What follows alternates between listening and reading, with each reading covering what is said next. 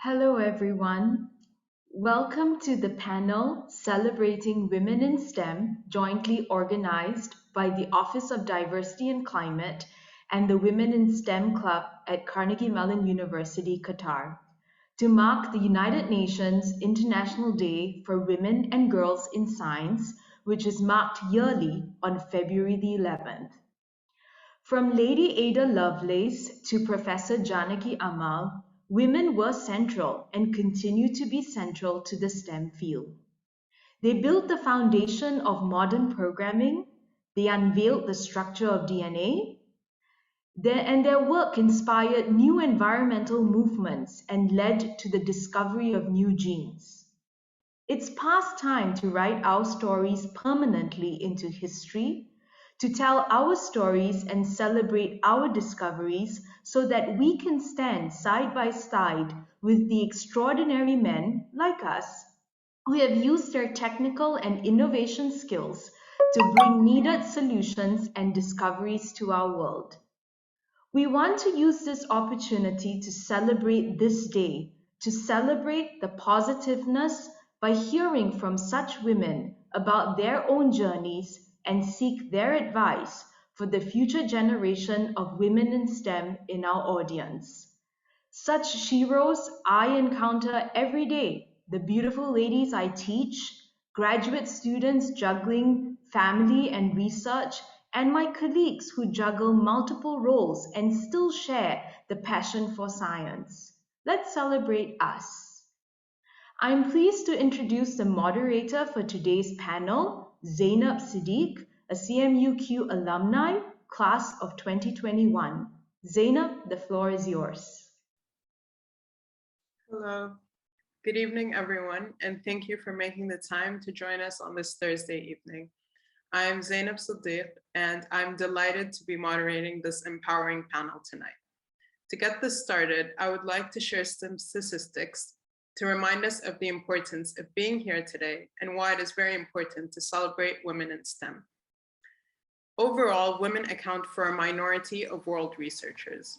According to a study done in 2018 by the United Nations, they have found that only 33% of world researchers are women.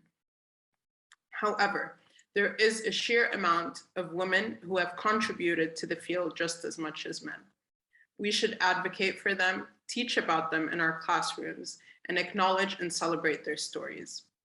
We need to recognize the role of women in STEM, not only as beneficiaries, but also as agents of change.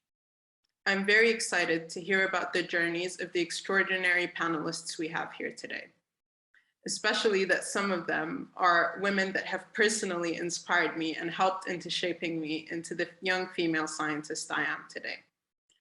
So today we are joined by our esteemed panelists who will share with us their challenges, accomplishments, and experiences in STEM. We will start by getting to know all of them, and I will call each panelist and I'll ask you to share your role, affiliation, and a fun fact about yourself. To start off, we have Dr. Julie de Kock. Yes, hello, my name is Julie de Kock. I'm a scientist at the Translational Cancer and Immunity Center at Qatar Biomedical Research Institute, and a joint assistant professor at HBKU, the College of Health and Life Sciences. And I guess my fun fact is that I'm a little bit of a nerd, as I really love science fiction and cats. Thank you, Dr. Julie.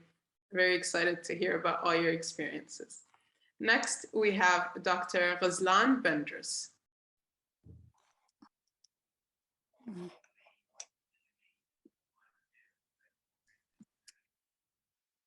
If we go, should we start with Dr. Nassrine? Okay, sorry, Dr. Nassrine Affar. No worries. Thank you for inviting us to be here. It's exciting to be in this empowering session. My name is Nassrine Affara. I'm an assistant teaching professor at the Department of Biological Sciences at Carnegie Mellon University in Qatar. Fun fact about me, I love traveling the world, okay, and really the whole world, every continent, and I love learning new languages. Thank you, Dr. Nassrine. Next slide, please. Now we have Dr. Rosland Bendris.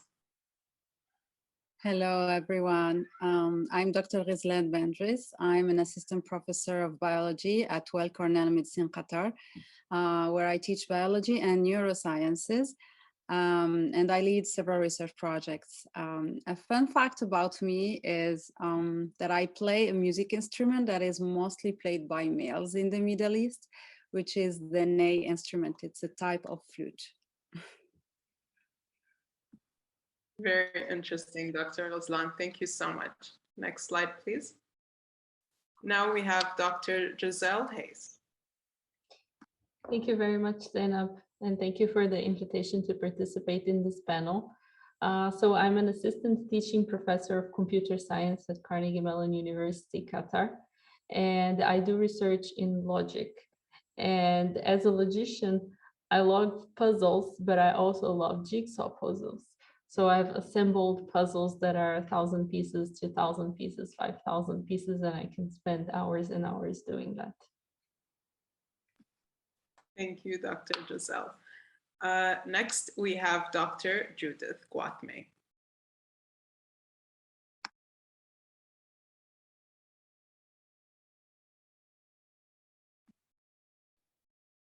Hello, thank you for inviting me. I'm professor of medicine and physiology at Boston University School of Medicine. A fun fact about me, and I'm known for actually researching heart failure, but something is new that I'm learning now to play dueling banjos, which is probably the most famous banjo piece. You've heard it in Deliverance. That's where it's got its fame. I've never played a string instrument, and a friend of mine, who plays guitar, we plan to play dueling banjos together. That's really cool, Dr. Judith. Thank you so much for being here with us today. All right, so now I will explain the approach to the panel discussion. We have 6 questions in total, and I will pose each question to our panelists, and they will share their answers accordingly. For the audience, there is a Q&A button at the end of your screen to the right, and I encourage you to use that to drop all your questions while the panelists are speaking, and your questions will all be addressed at the end of the session. All right. Okay. So to get started, I will ask this question to all our panelists. If you could describe to us your journey into science, and you could think of all the highlights, the lowlights, who supported you during your career, while you were building your career. And you could think of also the teams and the countries you were part of while you were building your career. So to start off, Dr. Julie, if you'd like to go first. Yes, thank you so much, Zainab. So yes, my name is Julie. I'm originally from Belgium, so I did my master's in biomedical sciences at the Free University of Brussels in Belgium. And then after that, I did my PhD at the Catholic University of Leuven, focusing on breast cancer. And my supervisor of my PhD was actually a clinical oncologist.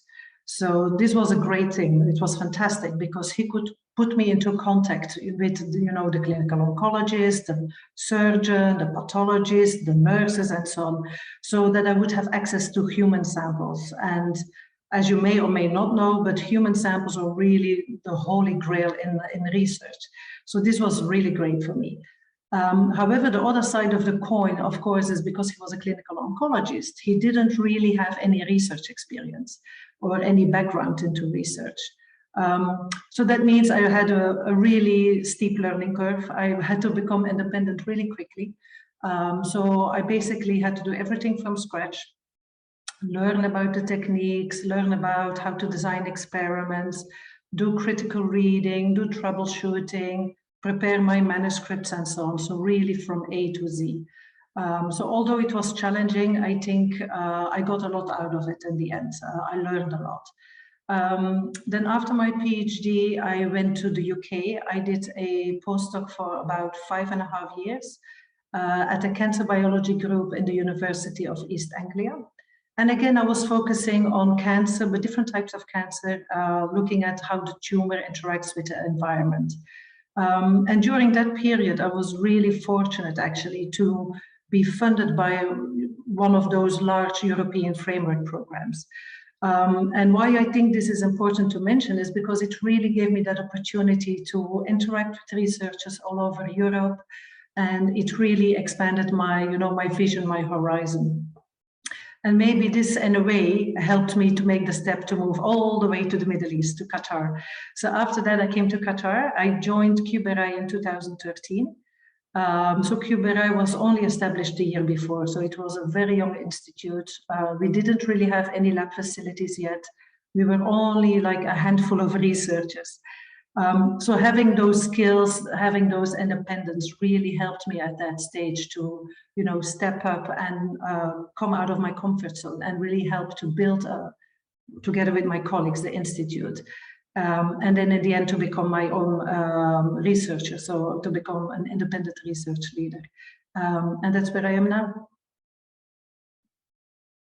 Thank you so much. And we are very happy to have you in Qatar now. Next, I will ask Dr. Rosland to share her journey.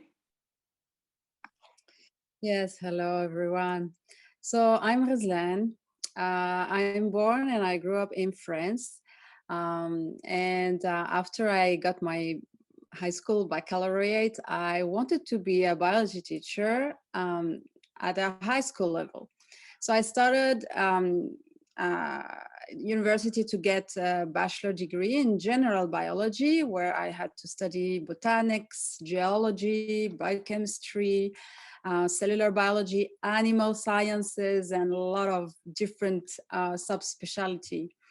And this is when I realized that I was actually loving physiology and definitely not botanic or geology. And then I had the option to either continue discovering more about it or to stop there and be a high school teacher. And because I was in a city where the neuroscience labs were very famous for the renowned scientists that were working there, I felt that I had this opportunity to be taught by specialists in the field. So I decided to continue with a master's degree in neuroscience.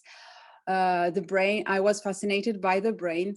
And so I really enjoyed that master's degree. So later on, I got opportunities and offers to join a lab of electrophysiology.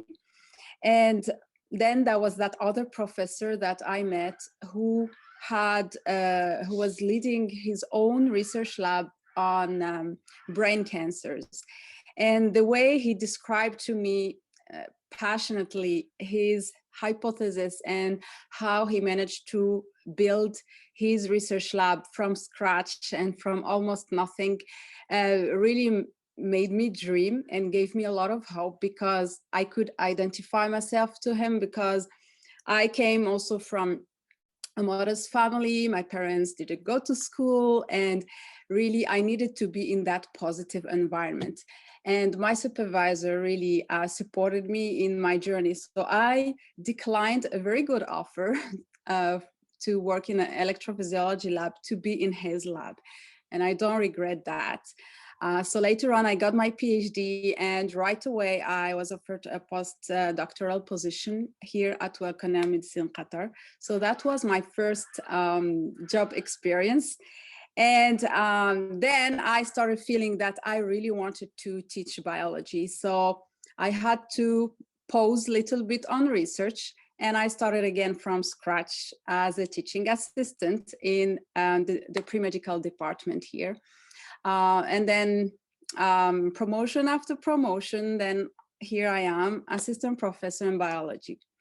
So this is a little bit about it. Now I'm running different research projects on the field that I like, which is the gut-brain axis.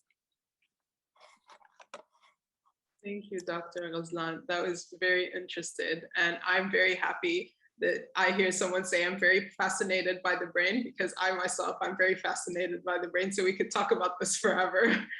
Yes. Thank you so much for sharing your journey. Next, we could have Dr. Giselle to share with us. Good. So, yeah, so my name is Giselle. I am originally from Brazil. I did my studies there and I did my bachelor's and master's degree there. And I never had a big plan to become a scientist or either to do anything really. I just thought things would naturally happen and I would graduate and I would get a job and that's life, right? Things just happen to you.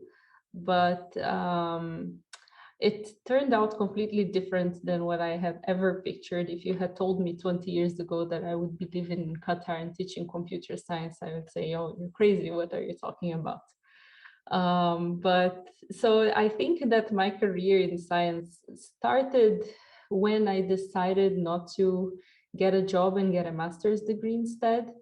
And that happened not because I suddenly had a big passion or had a big plan, but simply because I had taken a course on logic puzzles.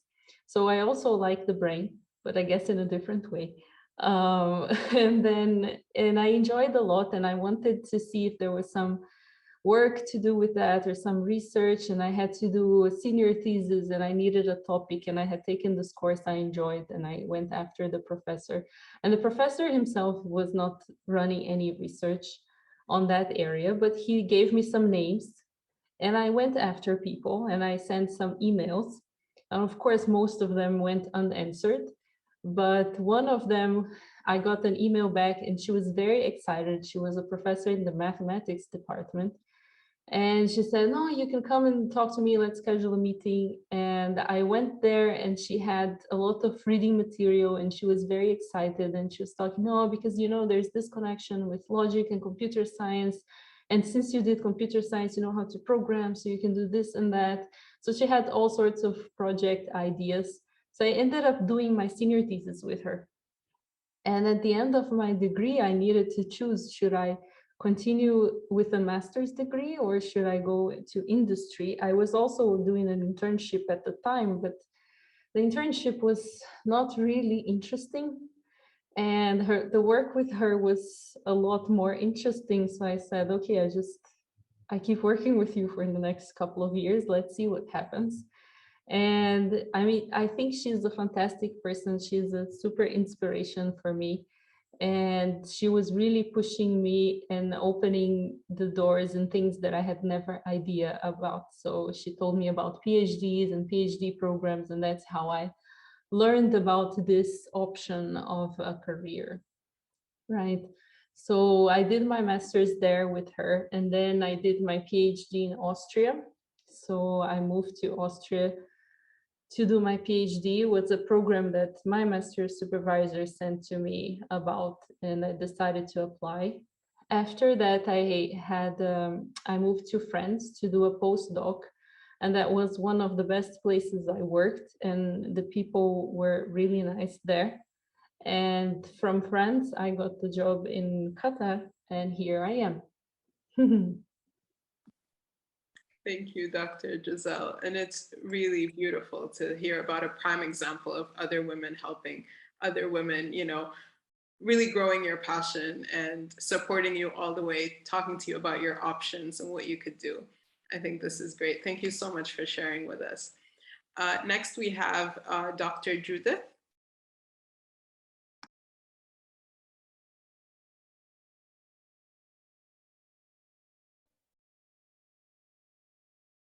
I didn't realize I was supposed to answer.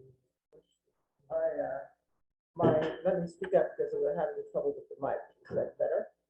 Can you hear me better now? Okay. My path was quite interesting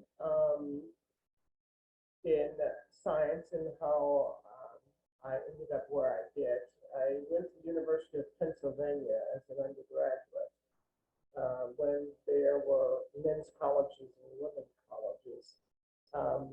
I was summoned by the dean because I said I wanted to go to veterinary medical school, and the female dean sent for me when I knew it wasn't good.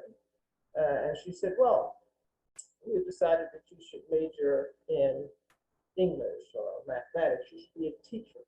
a high school teacher or elementary school teacher.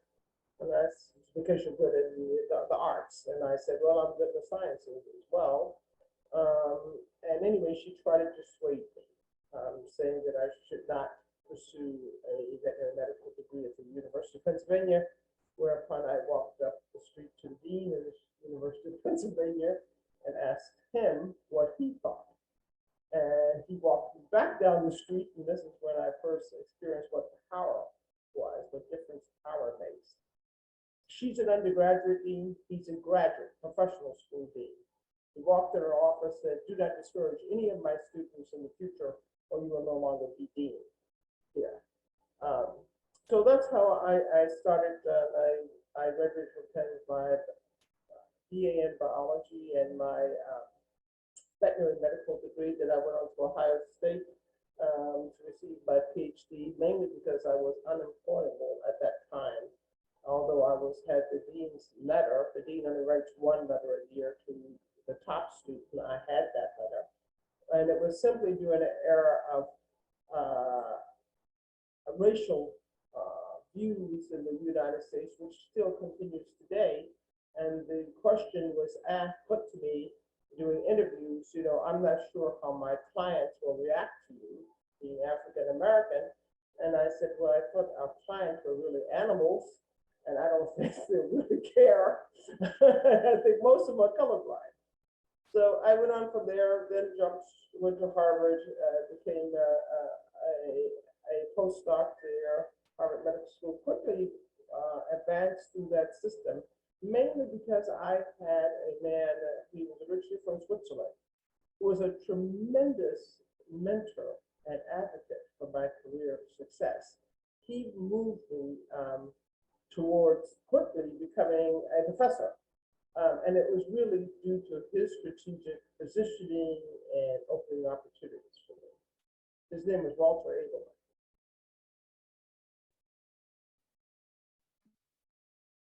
Thank you so much for sharing, Dr. Judith. Thank you for being here today. Next, we have Dr. Nassrine. Hello, everyone. I want to send a big hi to our audience. So it's inspiring to listen to all those stories. My story started when I grew up in Lebanon.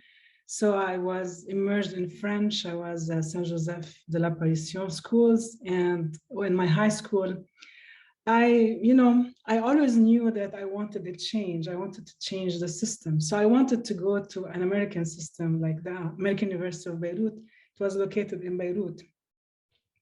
And it was wartime, so we just finished, war. It was unstable, the country, although Beirut seems so close to my city, but so far away.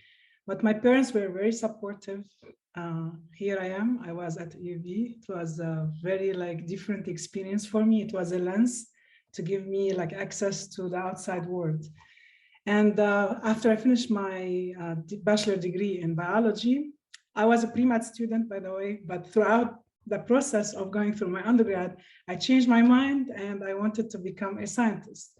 So I did, after my undergrad, I did my master's, and always I had women as mentors. It was a great experience. So I did my master's also in biology. But then what? My country is still unstable. What opportunities are there for me? And then all of a sudden, it hit me, I can do PhD abroad. And I tell my parents this, and they were like, I never took a plane. My parents never took a plane. And I'm telling them I'm leaving, and I'm the eldest. I have 4 brothers younger than me. And it happened. I left to the States. I was 22 years old when I went by myself. I did my PhD at Ohio State University. Of course, it's hard to be on your own, doing your PhD there, but I found the right lab. It was Freddie Robertson. So she was not only, academically, you need to find the right mentor for you, but she was very nurturing for me as an international student. Now, while I was studying, my PhD, I always was reading about Lisa Cousins, for example. She was a leading in the field of cancer immunology and the role of inflammation in cancer. And I always wanted to be, in that lab. So in a conference, I meet her, but she's so famous, I had to wait for more than 1 hour in the line to meet her and sit down to talk to her. She tells everybody the story. I made her feel like a rock star. Finally, I had the chance to talk to her, and I would like to do my postdoc with her. She was located at the University of California at San Francisco, UCSF. And I gave a talk, she invited me, and I got into her lab. It was a great, different experience for me, very challenging, different aspects to it. And then after this, I thought, what's next? Then this opportunity happened here at CMU Qatar, in Qatar, where I thought that you can balance between teaching and research. It's an exciting opportunity. And when it happened, I told my family, let's pack, move from the States to here so I can give back to my community where I started. I want to give back and beyond. So that's my story. I'm so happy to be with you. Thank you so much, Dr. Nassrine. It's always beautiful to hear from you and very inspiring as usual. All right, so thank you all for sharing your journeys into science. They're very different, but also very similar. Next, I'd like to ask Dr. Julie to start off and talk to us about what were some of the challenges that you faced, Dr. Julie, or that you've seen others face in this field. Yes, thank you so much. As I mentioned already before, I think the major challenge for me during my career has been during my PhD, when, as I said, I didn't really have a supervisor or mentor who was experienced in the lab or in research. So I really had to kind of reinvent everything, teach myself everything, while also trying, of course, to maintain critical thinking, research ethics, and so on. So that was quite challenging. But I have to say, in the end, I do think it paid off because I learned a lot and I grew a lot personally as well as professionally.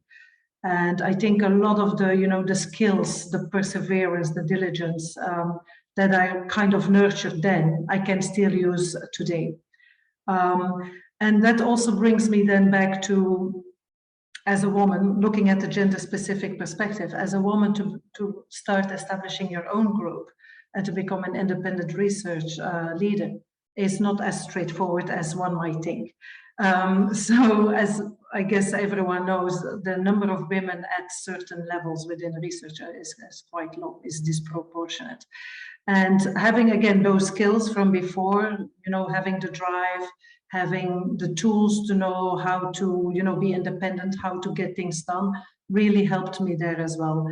And I did have to learn myself because, again, it's a stereotype, but I think it's true. A lot of the women are, quiet, shy, we don't speak up. So I was the same. So I really had to, step out of my own comfort zone and really push myself to sometimes in meetings where you might be the only woman to really say, you know what, I can do this project, give it to me. And then actually, push yourself again to be able to deliver and to achieve what you have to do. Because again, I mean, it's stereotype, but most of the women have other things to do as well. They have, the family responsibilities and so on. So yes, I think this is one of the challenges that I've noticed during my later part of my career is, as a woman, you need to really be confident and step out of your comfort zone. Yeah. Thank you, Dr. Julie. It does take a lot of work, I'm sure. Yes. Would anyone else like to answer this question? Dr. Rosland, do you have anything to say, to add into what were your challenges, if they were different or similar to Dr. Julie's? Well, I think I was quite lucky as I was listening to Dr. Julie. I had many mentors, women and also men, and I really feel grateful to them. The challenges I'm facing or that I faced are a bit different. So when it comes to the field of neuroscience, there are even some studies that investigated on gender disparities, and they found that about 86% of neuroscientists are professors are male. And what does this mean? It means that there is, as some suggested, a pipeline issue. They're saying this because when they looked at graduates, fresh graduates, they noticed that it's about 50% of male and 50% of female. So female are graduating as neuroscientists, but for some reason, they don't manage to get to those leadership roles and the permanent senior positions as neuroscientists. And if you noticed, my title is Assistant Professor in Biology.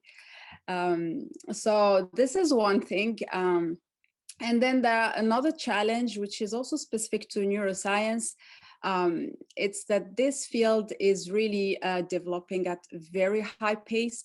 We only got to know the existence of neurons at the beginning of last century, and it's expanding so vast that it can merge to any other disciplines. So for example, you have neuromicrobiology, you have neurophysics, neurochemistry, neurosociology, neuropolitics, there is neuro everything.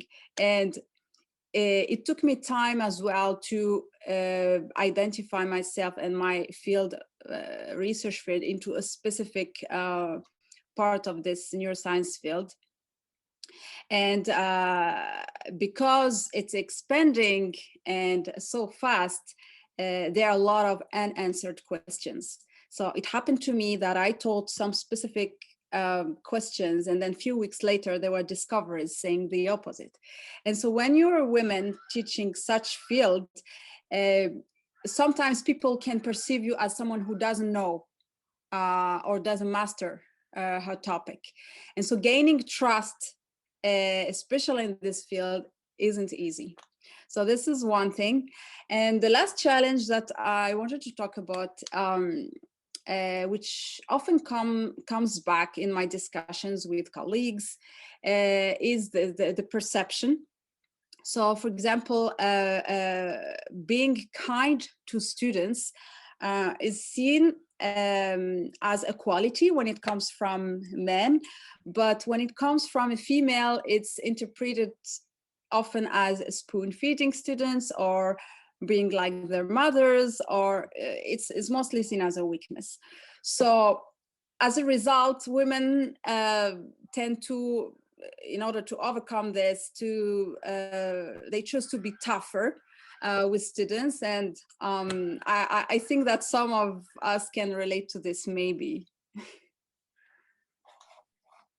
Definitely. Thank you, Dr. Rosland. And I really appreciate the fact that you started off saying, I was very lucky, but I still know that other women in my field do struggle because of those reasons you've mentioned. Thank you so much.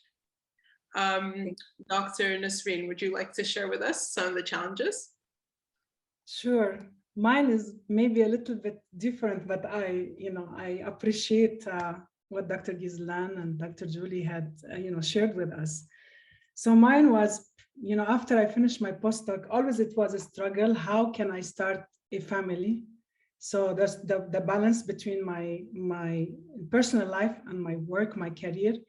And so finally, when I decided to start a family, I don't have the support. I was like, by myself in the States, my husband the same. So no support, family support. Even if it like for 4 weeks maximum, then I'm alone by myself. So I decided to personal choice to take a career, like gap. So I wanted to be on a break. I wanted to enjoy motherhood and take care of the kids. But meanwhile, I was still active, like I was following science, I was publishing my papers, but still in my mind, when can I go back to science, to my career? And this is what I want to highlight, that we should give opportunities to women. We should also acknowledge that it's okay to have a gap in your in your CV, it's fine. So I always had faith in my journey, but I was scared I cannot go back to my path until this opportunity happened here in Qatar. It was an exciting opportunity for me to affirm that this is what I want to do. And it worked out. I had supportive family from both sides. And the bottom line is that take risks. And when you want something so bad, you will find ways to have it, to go around the obstacle and the challenge. Another thing that I would like to share with my audience that goes back to women and men in our audience is that when I started my PhD actually in the States, I was not sure what I wanted to do. So I was at an institution. Initially, I was doing exciting science. It was all molecular biology, but that's not where my passion was at. I wanted to do cancer biology. I wanted to do cellular. I wanted to do other things. And so I took the risk. I transferred to Ohio State University. I started all over again. I lost 2 years. Imagine you lose 2 years. And then life goes on. I finished my PhD. I was very happy. It was a different experience.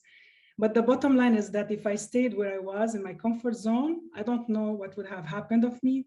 So never feel obliged to stay when your passion is not at in your heart where you should be. So you should move on, and don't be afraid to move on, because another journey will open up for you. So I wanted to share these two challenges with the audience. Thank you so much, Dr. Nassrine. I feel like I kind of needed that message personally, that you should be stepping out of your comfort zone. Sometimes these messages come to you just like that, and you're like, I think I needed that. So thank you. Thank you for sharing. Our third question is that you may have noticed some differences over time in the work climates that you were part of as it relates to women in science. If you did, I'd like you to describe the differences that you've seen over time. Dr. Julie, if you'd like to start. Yes, thank you. As some of my colleagues already mentioned, I thought it was Giselle. Yes, if we look at students, there is a big representation of female students, especially if we think about biology, for example, or medicine. However, we have this pyramid, it's trickling down. Once we go higher and higher and we go to tenure track, to assistant professor and higher, the women are disappearing. So let's say 10, 20 years ago, if you found 1, 2 women like as a higher management position within one department, it was a lot. And what I've noticed now, we still have the same distribution as students, like there's lots of female students. However, I have noticed though that there is more women that are able to break that glass ceiling and that are able to actually, go into tenure track. And yes, some of those women actually, after 1, 2, 3 years, decide themselves to step out of that again because of, for example, life balance, work balance, family, and so on. But the number of female researchers that can start the tenure track is higher. And I think this comes because of 2 things. One is, I think, because of events like this, for example, right? People are becoming more aware of trying to educate and train and support women and young girls, adolescents. The other one is, I think, also because the younger generation is not the older generation. And this counts for both women and men. But if we think about the women, that means that, yes, the younger generation of women is more outspoken, more driven. And if they have a passion, as also Nassrine was mentioning, they might, have the courage more to actually break through out of their comfort zone and to go and follow their passion. So I think there are 2 different elements that are contributing to that. Of course, we are not there yet, but I can see a positive evolution towards having more women climbing the ladder, basically, yeah. Definitely, it's always beautiful to see that there is progress. Dr. Giselle, would you like to share with us?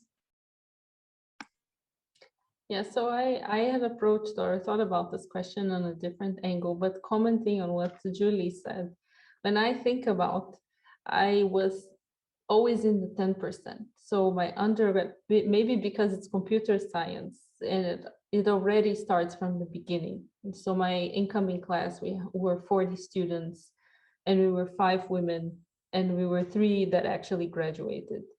So I was always the odd one out, right, from the picture. And I remember one time I was already at the university in my bachelor's degree for a few years, and I came across a picture of my high school class. And the first thing I noticed when I looked at the picture was how many women were there. And then I was surprised because suddenly I realized that there were a lot of men in my class and not so many women. And I think I didn't realize it when I entered university because everything was new.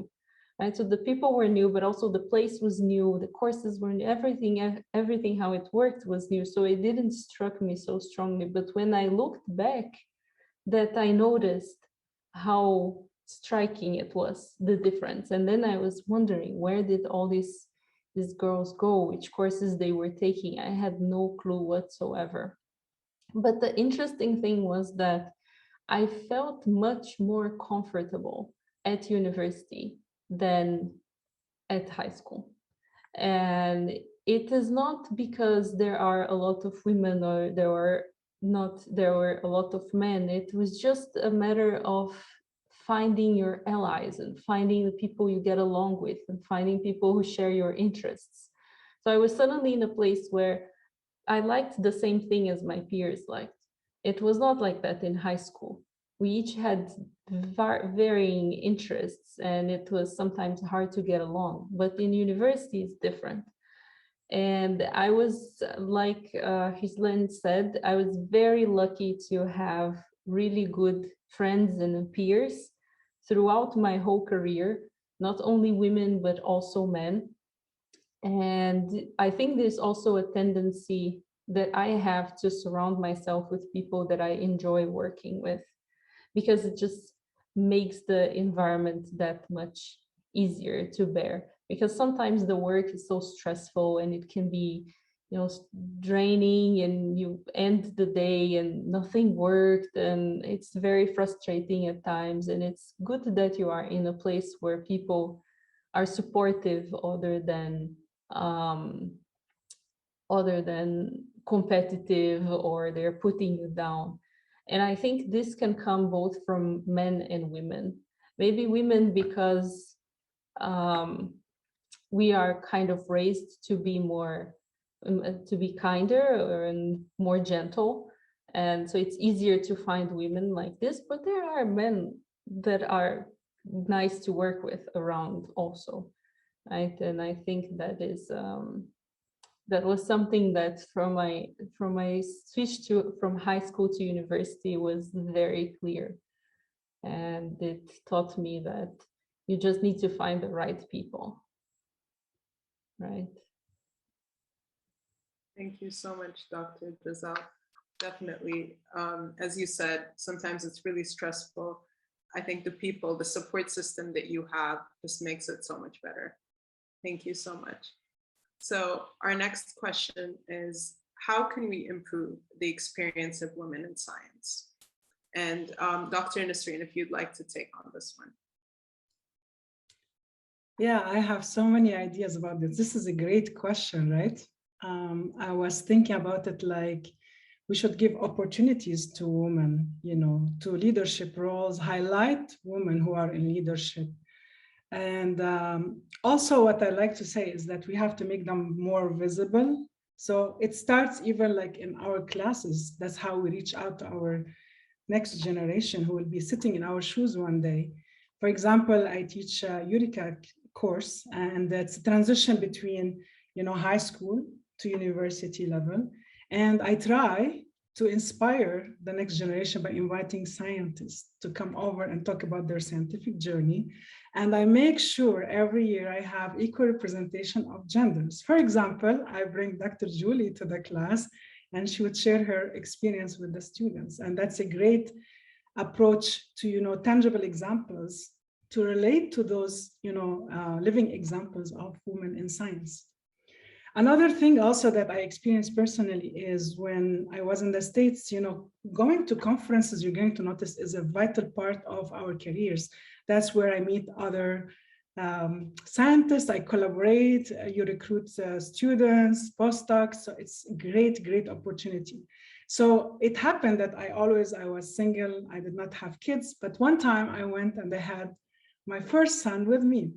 And it's a whole different experience because I felt like if I bring my kid with me to the conference, it's so unprofessional and people won't take me seriously. So I really thought how, we can change the system, okay, at the institution level or during conferences to have on-set childcare. That's when I realized that we need to support. We cannot exclude also women who are moms because we have multiple hats. And so this is important. We need to change the infrastructure a little bit so that we can have more support for women, especially when they start their families, because it's a career, it's a journey. It's not just like, one phase of my life. And then also to have equal, maybe, your partner or your husband to also have a paid leave paternity so that they can also share responsibilities with you. It's not only on the woman, but also it's shared by their partners and their husbands. Thank you so much, Dr. Nassrine. I think these are all great ideas. And the fact that we are now capable of being part of this system, part of being in the table, deciding that we should be doing this and that to help support us is just great. Having these sorts of conversations is empowering. Thank you so much. The next question is, I'd like you to describe a moment or an experience in your career that you celebrate and affirm your career in science. So Dr. Judith, if you'd like to start off. Yes, this summer, hopefully you can hear me. But I'd like to make one additional comment to the last speaker. I think it's very important for senior women like myself to serve as strong mentors and advocates for younger women. We should not see them as competitors, replacing us, this what I call Queen Bee syndrome. I'm going to be the only woman in the department. I'm going to be the star, and we're going to kill all the junior women that try to. This has to stop. Senior women need to nurture, support, develop, and be advocates. They have nothing to lose. There are certain battles that only a senior person can take on versus a junior person. Only a senior colleague can take it on. Now, quickly about what your question about when did I know my science had arrived? Well, although I have a veterinary medical degree, it really was my PhD that I was presenting. And in a world, I've always had appointments in departments of medicine. And so when I was indoctrinated and graduated as a fellow of the American College of Cardiology, which no non-MD had ever been nominated for, I knew I was respected as sciences and medicine. Also, at the same time, I was invited to give the talk, which is a plenary session where over 5,000 cardiologists sit and listen to the quote unquote expert. And again, how do these things happen? I had advocates out there. My mentor, Walter Abelman, nominated me to be fellow of the American College of Cardiology. He's a very powerful guy. What are they going to say? No, Walter, we don't think she's good enough. Okay, so then you get an honorary medical degree. The plenary session, Alexandra Fabiato from Richmond, Virginia, very famous scientist. He said, it's time we now have a scientist speak at these sessions. And I nominate Judy. He wasn't intimidated. He was supportive. And so that gets me back to my same point that you need advocates, you need supporters, and you need what I call behind the scene people that do things for you that you may not know about. And that has happened a lot in my life. Thank you so much, Dr. Judith. Thank you. Definitely, we do need behind the scene people and mentors and advocates and support systems that help really bring us up and bring the future generation forward. And there is tremendous work that has been done by people like yourself to help bring forward all these issues and overcome all these challenges that we're facing. Thank you so much. I appreciate you. All right, Dr. Rosland, would you like to share with us? Same question, yes. A moment or experience in your career. Okay. Well, throughout my career, there were many events that I celebrated, from PhD to promotions to papers published. But really, there was one event which happened recently that made me realize that I actually finally managed to induce a change in society as a scientist, because at the end of the day, that's what is important for me. I want to see that what I'm doing is changing, is having a change in society and not only in the scientific community.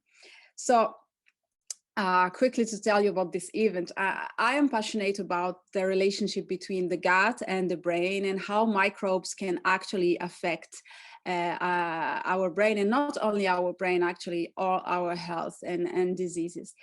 And so 5 years ago, when I finally became faculty, the first research project I wrote to obtain a grant was on the role of gut microbes in autism and inflammatory bowel disease. It was a big project. It was clinical. It required laws of IRB authorization. It involved children with autism in Qatar. So it's a vulnerable population. And I was going to collect poop from these patients. And really, I was throwing myself into something very big. I just tried. I really didn't have an expectation. And surprise, I got the grant and I managed to launch that project. And despite the multiple publications and talks and all what we have done, we won a research competition, I still felt that there was something missing there. What I really wanted is people to know about this. And it was only lately when I got invited for a TEDx talk last October at Doha Institute. I talked for only 10 minutes with very simple terms to the public about the results of our study.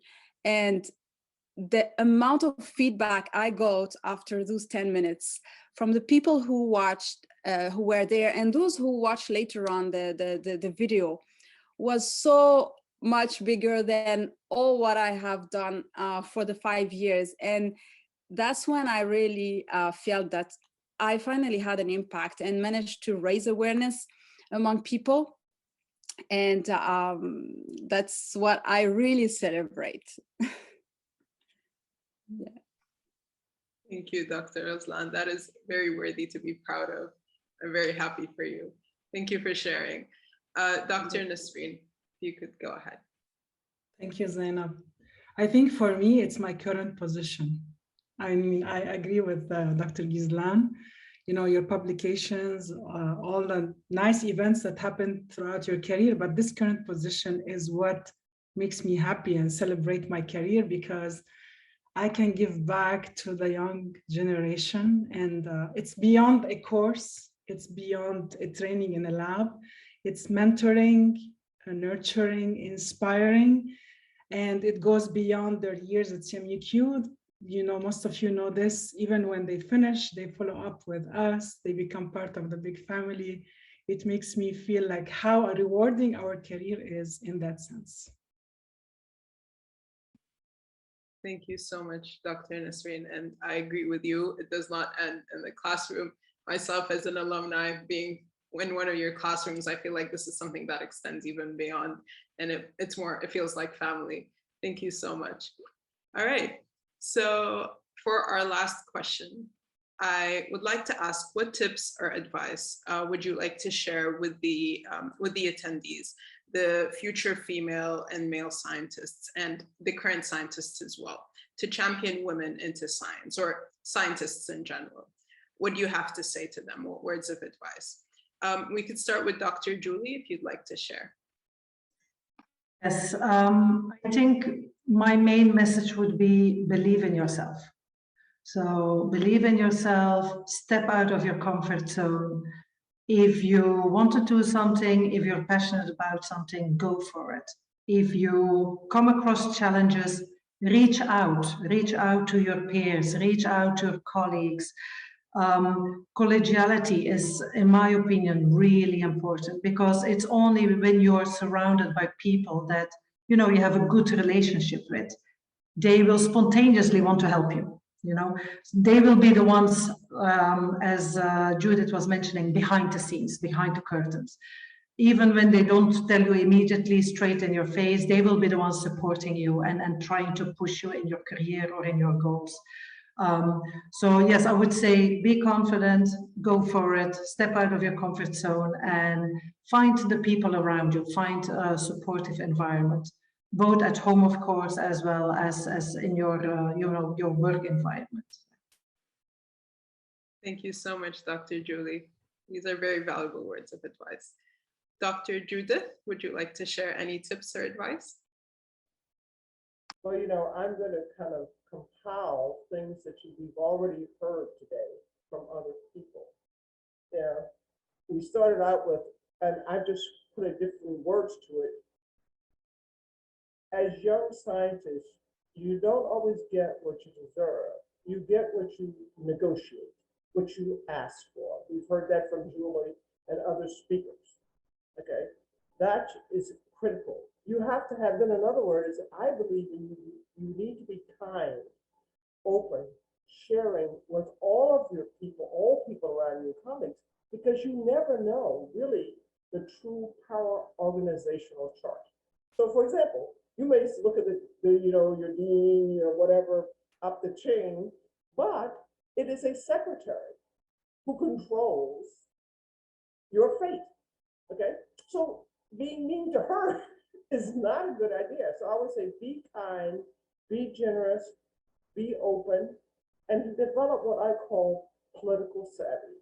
You have to listen carefully to what is being said to you. You have to understand the rules, expectations, and requirements. Okay, if you're going to survive in even academia, in industry, I had my own company, it's the same, and just life in general. Okay, so I mean, you also, one of the other speakers mentioned, you need to build a broad network. Okay, you need to network. And when you ask a senior person, this is what I found very important for young people, young scientists, men and women. When you ask a senior person for a favor, you have to realize for them to deliver on that, they have over years made what I call deposits into a bank. Okay, they've made a deposit. They've done something for someone. And if you do not follow through and they find that they've wasted that corn from that bank, that's it. Nobody likes to waste an investment. They literally are making an investment in you. They're saying to their colleagues, hey, this woman, this guy is worth it. I say, give him a chance.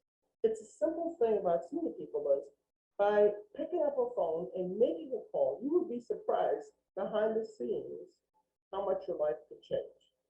So most important, I want people to understand, you need to understand the power structure of your company, as situation in your university and stuff.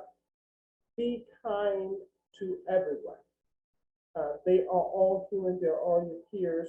And also you need to focus, focus, focus. Don't get caught in departmental university politics. Don't get involved. Keep your head down while you're building your career. Just focus. Don't want to serve on every committee. You don't want to be on every committee. You don't have time. Okay? Don't be that only woman on this committee, the only woman on that committee, the only woman or male on this committee. No. You have your work, your focus to do. And I assure you, if you focus, focus, focus, you will be successful.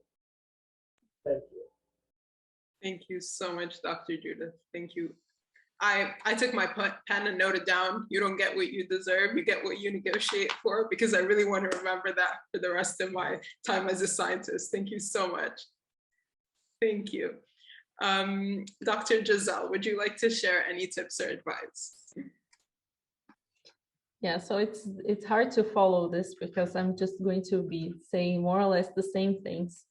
But on the note that Judith said, one thing that I learned the hard way was to say no, right? To learn how to say no. Don't say yes to everything. You're going to burn yourself and you're not going to do whatever you wanted in the first place, right? Because you feel like you should do this job and you feel like because this and that person asked you, you should be doing that. No, you should learn just how to say no to people. It's hard in the beginning, it gets easier. And when you realize you're saying no to things that you might have needed to say yes, but you'll find a balance. I'm going to stress the fact that you need to choose if you can, to choose people that you work with to be good people to work with. It's really hard to work in a place where you get up in the morning, you're like, oh, I need to meet that person again. It is just crushing. And your career is also made by the connections you make. And if you don't have people that would advocate for you, it's going to be very hard to just make it on your own. And I have several examples, but one of them would just be the person who told me about this job.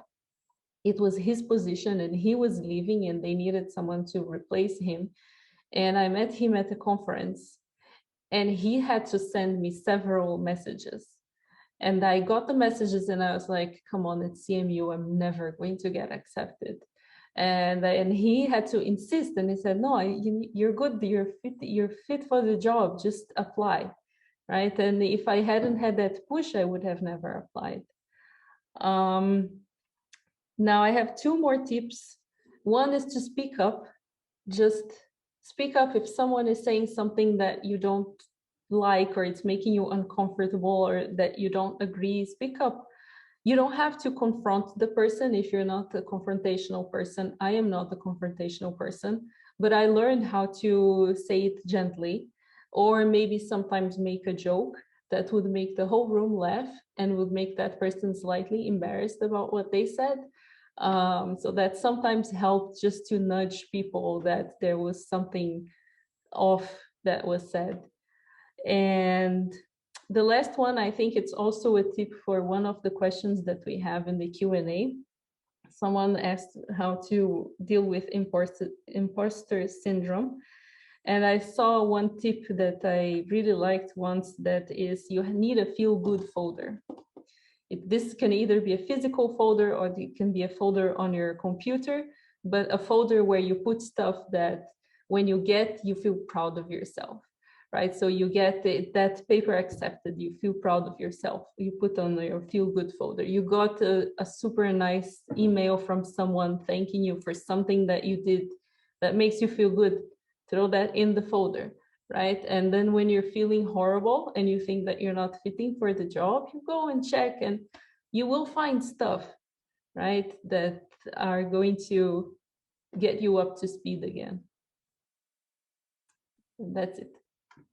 Thank you so much, Dr. Giselle. I think my weekend plan is to make a feel-good folder. I think that's the plan.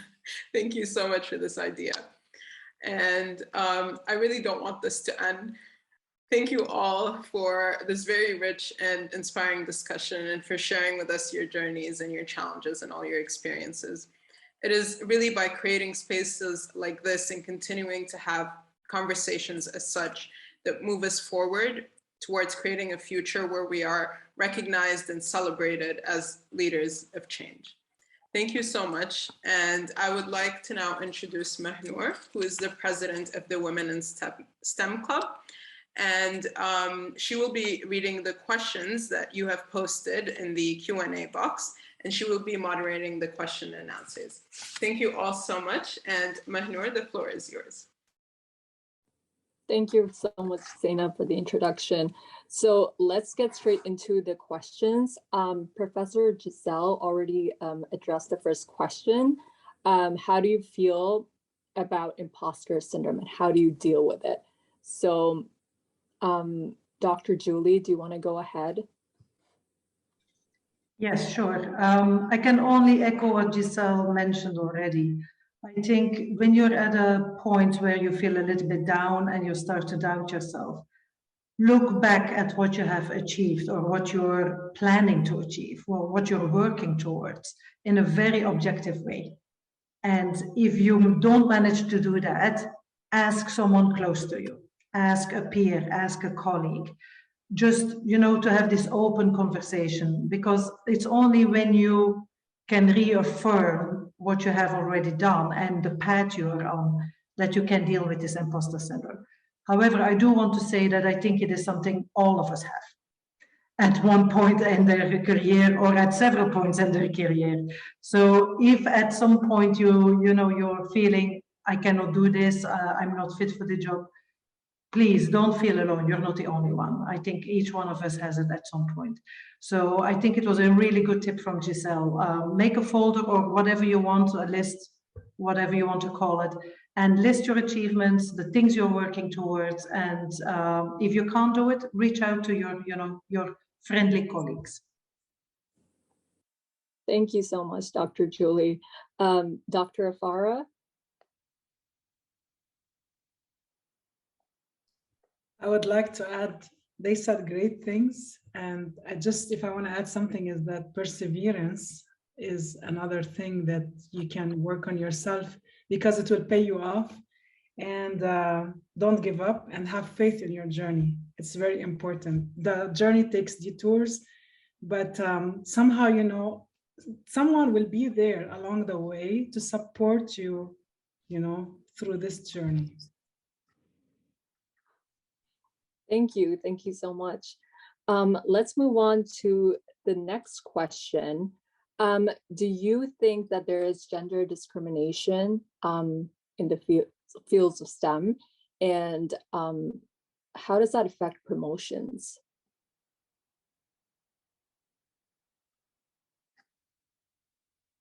Okay, Dr. Julie. Yes, thank you so much.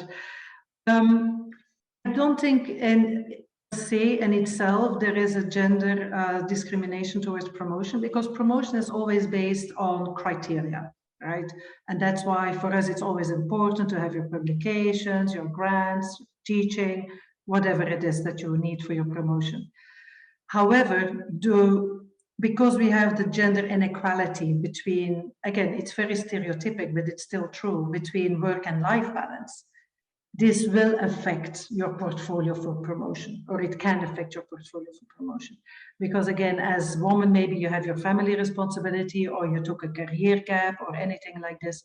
So yes, you might have to, push harder or work for a little bit longer compared to a colleague to reach those minimum criteria that you need for promotion.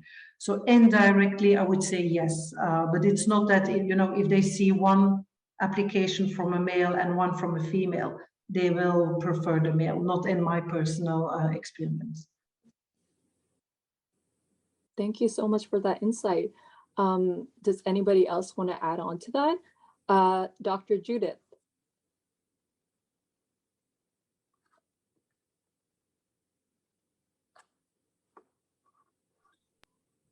You're muted, Judith. I think.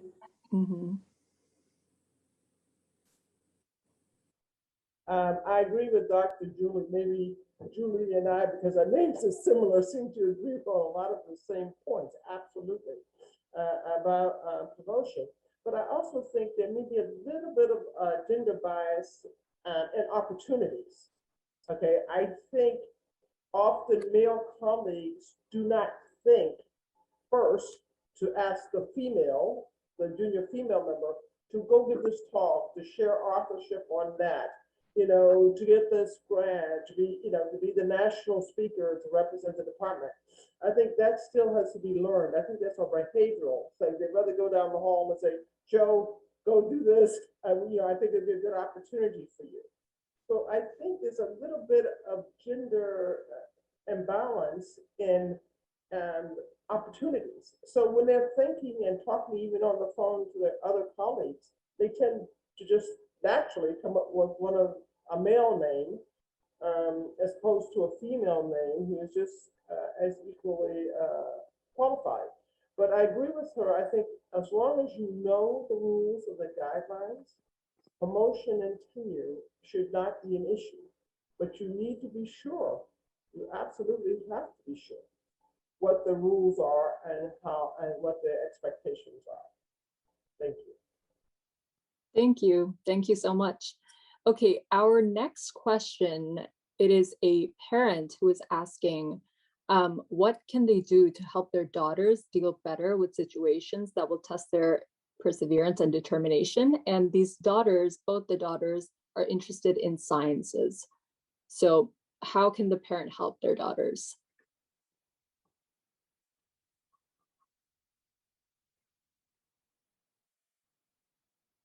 Any parents want to chime in? Okay, Dr. Judith. Okay, although I'm not a parent, I mentor young people of all age groups and so forth. Especially with younger people, I think the best way to help them is by not putting them in a pressure cooker. Do not pressurize them. Support them and say, this is great, it's doable.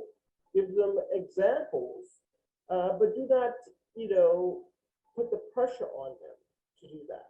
I mean, they will choose their careers, they will devote themselves to probably what best fits them, and they will make their own contributions to society.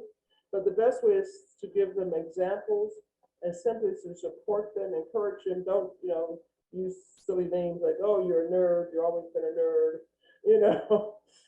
that's not allowed. Okay. Thank you. Thank you. Okay, this next person is single, approaching the age of getting married.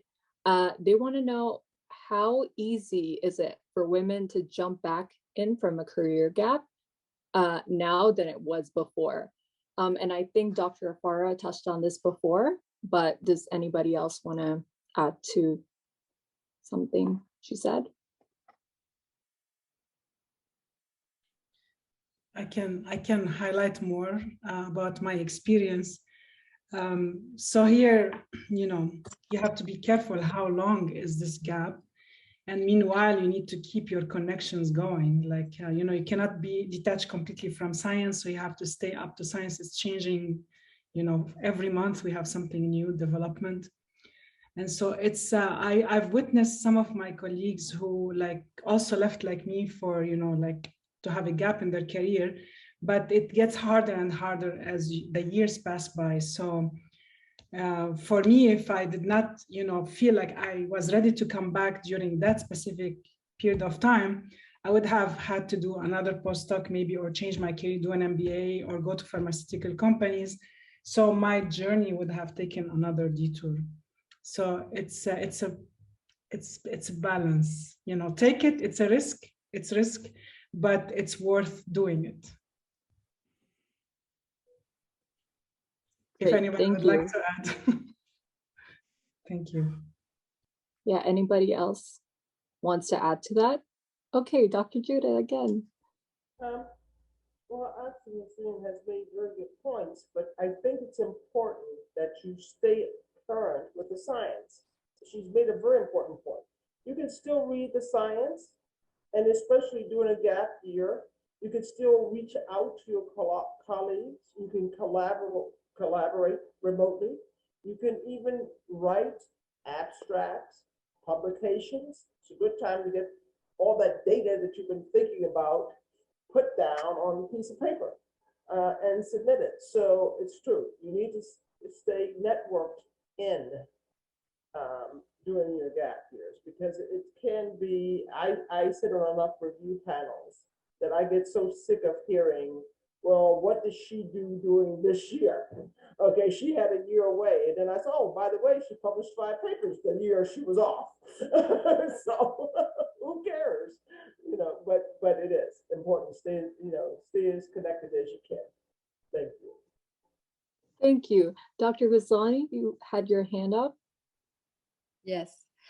So I just wanted to tell my experience. So I have 3 kids, and I got married during the last year of my PhD. And I made sure that I married someone who also was doing a PhD. just so that he could understand the level of involvement it would require from me. And he did, and he supported me. The choice that I've made for my 3 children, every time I got 2 months of maternity leave, I didn't choose to have a gap at all. Actually, I feel that the maternity leave is actually when I go back to work. So I enjoyed those 2 months. And then for my first kid, I just had him at the nursery from morning to evening, tried to give up on the guilt. And then later on, sometimes I brought my mother, and then I always tried to find a solution.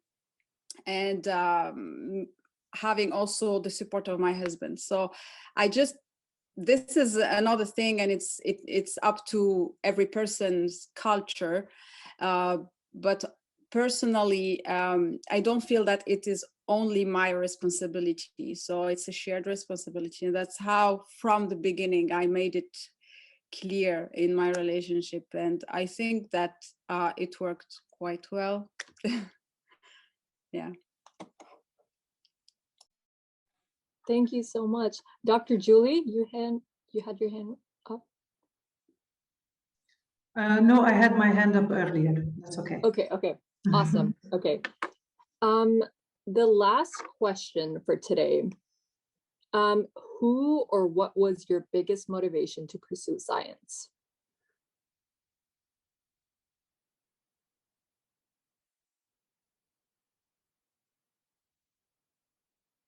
Okay, Dr. Judith.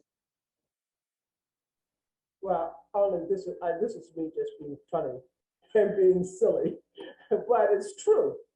The old movie, was Frankenstein. And when I saw the scientist go, it's alive, and he was so into it. I said to my mother immediately, I looked and said, I want to be a scientist, a mad scientist. And she said, no, you want to be a scientist? I said, no. I want to be a mad scientist, meaning I wanted to feel that passion and that thrill. So that's why I saw a movie. He was so excited about it. I said, good, I think I can do that. Thank you. Dr. Julie. Yes, my story is less exciting, I think. For me, it was really, I wanted to understand things. I wanted, especially, biology, disease. For example, I've always, from my master's on, I've been researching cancer, and I wanted to understand, where does cancer come from? Why does this happen? And can we do something about it? So really the curiosity for me was really the drive. But I have to say, without my support network, which of course at young age were my parents, I might not have pursued it. So I think parents and family in general play a really important role, again, to support your passion and to give you the space to pursue it. And maybe I can add one more thing here, which was going back to one of the previous questions. How can we help women? I think one of the things is, for example, giving flexibility. We are working in a research environment. We are not working a 9-to-5 job. So I think it's really important that female as well as male mentors and supervisors give that flexibility for women that, might have children, that might have other family responsibilities. At least this is my kind of, way of working, that as long as the work is done, this is fine with me. So at least people have flexibility. Is their child sick, they can go and pick up the child, because honestly, again, I keep saying the same thing, but it's a stereotype. If the child is sick, they will call the mom. The mom will go pick up the child. So having that flexibility from a mentor, I think, is really important, to be able to still, feel that you can do your job, you can perform, but feeling at ease, basically, yeah. So I just wanted to touch upon that. It just came back to my mind. Thank you, Dr. Julie. Dr. Afara? Yeah, in addition to, it starts with your parents as educators and how they inspire you to, like, to go to science. I wanted to share this small experience. Actually, when I finished my undergrad, I called them the lost years. I was not sure what I wanted to do. So I knew I wanted to do masters, but I wanted to make sure that this is the right way for me to do it. So imagine I volunteered to work in the lab of my future, she was my mentor, for free. So I paid for my transportation to go from my city to Beirut every day so that I can do research for free and learn. And I was always, it's an inquiry, right? It's addictive to be in the lab. I wanted to know more and more and more and how things are working. And that's how it started. Thank you so much. Okay, I just want to mention Dr. Nassrine Afara's brother just put a comment. He wants to tell her that she is his idol, and I would have to agree with you on that. She's also my idol. So unfortunately, our time is up for today. I would like to thank our panelists, Dr. Nassrine, Dr. Judith, Dr. Giselle, Dr. Julie, Dr. Ghazlani. Thank you so much for your time, and thank you so much for inspiring a whole new generation of women in STEM. I'm very grateful for you guys to be here today. Thank you.